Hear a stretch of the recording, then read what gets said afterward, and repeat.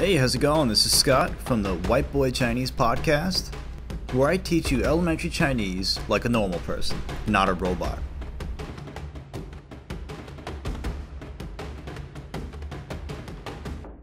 Hey, how's it going? This is Scott from White Boy Chinese. This is episode 10, and if you're just chiming in, I'm a guy who was labeled with a learning disability where I cannot learn languages, yet I managed to become fluent in Mandarin Chinese. I use one really simple method, and long story short, it's not overloading yourself by learning 10,000 words a week or anything ridiculous or old school like that. We first focus in on words you actually need to survive and get around China, and then finally, hopefully at one point, we'll branch off into more advanced stuff. If you stick around until the end of this episode, I'm going to share with you a pretty funny tip, and I'll give you a hint. It might be rated R.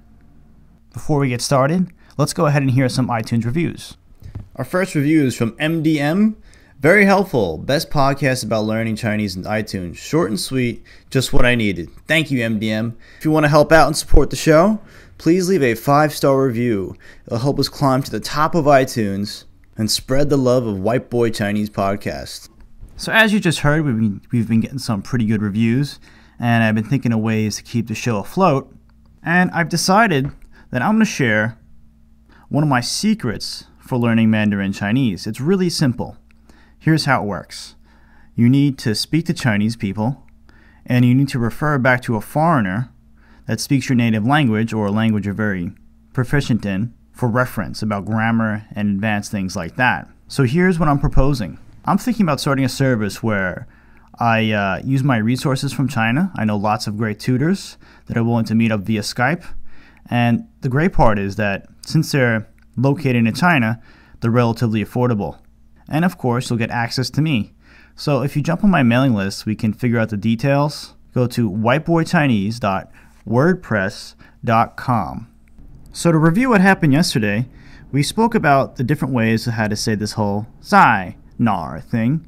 If you're just chiming in today, basically zai, nar is a way of asking a question.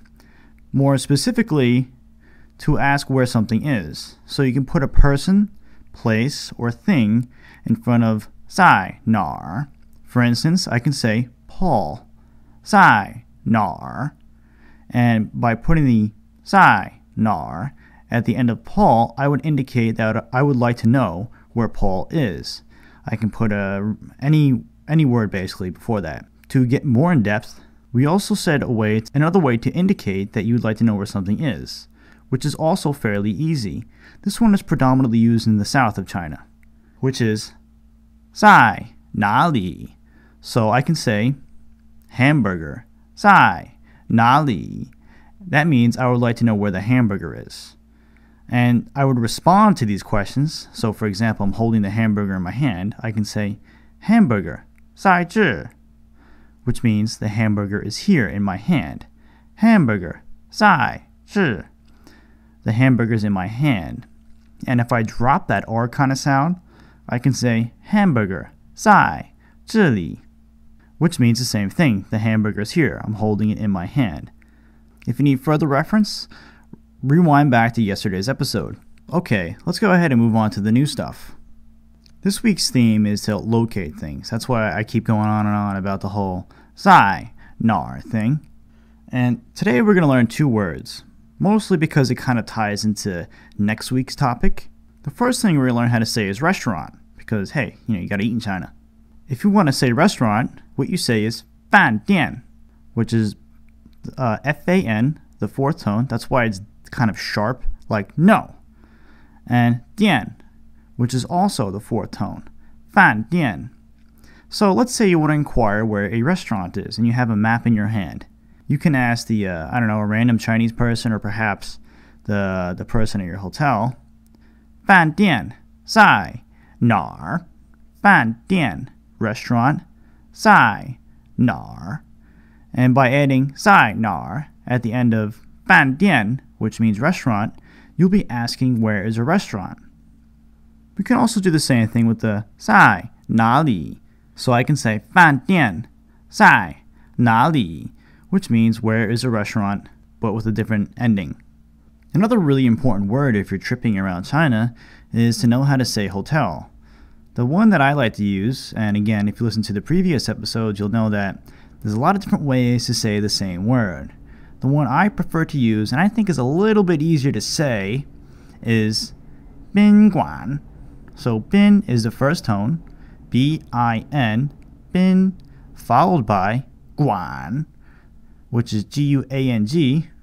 So now that we know how to locate stuff, and let's say, I don't know, you take a plane or a train to Beijing, you want to find a hotel, you don't know where the hell you are, so you break out your map, and you ask a Chinese person, bin guan zai nar. And by adding the zai nar thing at the end of the sentence, the person will have a pretty good idea that you want to find a hotel. I think that's enough for today. Let's finally move on to my special tip. So to kind of go back to how there's like a million different ways to say a lot of different words, and often words have more than one meaning. One kind of interesting thing that happened to me when I was in Taiwan was, if you're not aware, Taiwan was a Japanese colony, so they have a lot of stuff in common with Japan, including these overnight hotels, which is exactly what it sounds like. You basically take a partner there overnight, and hey, there you go. If you can't put it together, ask your mom. And if you're wondering, they're freaking awesome. You can do anything. They have like a gargantic room. You can pick like the theme. It could be like Sex and the City theme, just like cool theme, all this kind of stuff. And they have a giant TV, giant bed. Like it's awesome. They even have like karaoke. And to wrap things up, I guess, one of my friends, well, not my friends, a girl I was pursuing, said, hey, let's go to the Fan Dian, via text message, which is the word we just learned today, which means restaurant. And at this point, I was still kind of new to Taiwan. I wasn't really used to the lingo. And I was like, sure, what do you want to eat? And she's like, oh, I didn't even want to talk to you anymore. And I was like, what? And basically, it took me a few hours to figure out that Fan Dian also meant like hotel. And she was referring to one of these special hotels that are freaking awesome. And you only stay there for a few hours. So I guess I'll leave you on a bit of a cliffhanger if I ever made it to the hotel or not. But hey, if you're in Taiwan and you approach the same situation, remember those two words, my friend. Kind of brings me to my next point, which is next week's theme is going to be something pretty interesting, my friends. It's going to be all about dating. See you on Monday. Still not enough for you? Why don't you head back to my website and I'll personally send you my Chinese Tones Decoded lesson, where I go over exactly how to say each Chinese tone in plain simple English. It's designed for normal people like you. What you do is you go to whiteboychinese.wordpress.com. That's whiteboychinese.wordpress.com.